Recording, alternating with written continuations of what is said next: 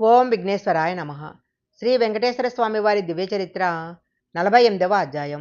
తిరుమల ప్రధానాలయము. తిరుమల ప్రధానాలయం అయిన గర్భగుడిలో శ్రీవారి దివ్యమంగళ విగ్రహంతో పాటు 4 విగ్రహాలుగా దర్శనమిచ్చే నలుగురు మూర్తులున్నారు. వీరినే చతుర్బేరాలు అంటారు. బేరం అంటే విగ్రహం అని అర్థము. కౌతుక బేరము. ఇక్కడ నిత్య సేవలన్నీ కౌతుక బేరానికి నిర్వహిస్తారు. ఈయన భోగ శ్రీనివాసుడు. 7వ శతాబ్దంలో పల్లవ యువరాణి సమవాయి ఈ విగ్రహాన్ని బహుకరించారు. రోజువారీ అభిషేకాలు, దీపారాధన నైవేద్యాలన్నీ భోగ శ్రీనివాసునికే జరపటం ఆచారంగా వస్తుంది.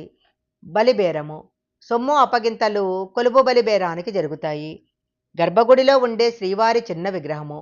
ఈయన కొలువు శ్రీనివాసుడు. మూల విరాటుకు తోమాల సేవ తరువాత కొలువు శ్రీనివాసుని ఆలయ మండపానికి తీసుకొచ్చి రోజువారీ పంచాంగ శ్రవణం జరిపిస్తారు. స్నపన బేరము. స్నపన బేరం ఈ మూర్తిని 11వ శతాబ్దం వరకు ఉత్సవ విగ్రహంగా పూజించారు. ఈయనే ఉగ్ర శ్రీనివాసుడు. శ్రీదేవి భూదేవి సహిత శ్రీవారు. ఉత్సవ బేరము. ఉత్సవ కార్యక్రమాలన్నీ ఉత్సవమూర్తులైన శ్రీదేవి భూదేవి సహిత మలయప్ప స్వామికి నిర్వహిస్తున్నారు. మలయప్ప స్వామి వారు ఉత్సవాలతో వైభోగం వెలిగిస్తారు. ఉత్సవాలలో ఉత్సవ బేరాన్ని ఊరేగిస్తున్నారు. ఉత్సవ బేరం అంటే మలయప్ప స్వామి. బ్రహ్మోత్సవాలలో వెలిగే స్వామి ఈయనే. భక్తకోటికి దర్శనమిస్తూ సాగిపోతుంటారు. ఆయనకు ఇరువైపులా 24 అంగుళాల ఎత్తున శ్రీదేవి భూదేవి కొలువై ఉన్నారు. ధ్రువబేరము. స్వామివారి ప్రతిమను ధ్రువబేరం అంటారు. నిశ్చల ధీర గంభీరమూర్తి శ్రీవారు. ధ్రువమూర్తనే దేవదేవుడు.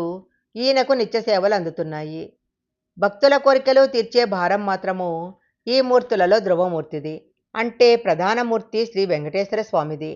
గర్భాలయంలో దర్పంగా చిద్విలాసం చిందించే స్వామి బ్రహ్మాండ నాయకుడు మూల విరాట్. ఆగమ పరిభాషలో ఈ మూల విరాట్ని ధ్రువబేరం అని పిలుస్తున్నారు.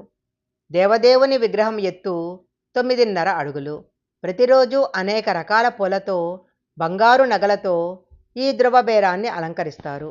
గర్భగుడిలో అలంకరించే విరిదండలు మరింత శోభను తెస్తాయి.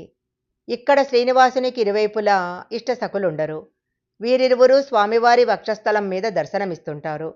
ప్రధాన విగ్రహంతో పాటు ఈ నలుగురు మూర్తులు శ్రీవారి ఆలయంలో కొలువై భక్తుల కోరికలు తీరుస్తున్నారు. శ్రీ వెంకటేశ్వర స్వామివారి దివ్య చరిత్ర 48వ అధ్యాయం సంపూర్ణం.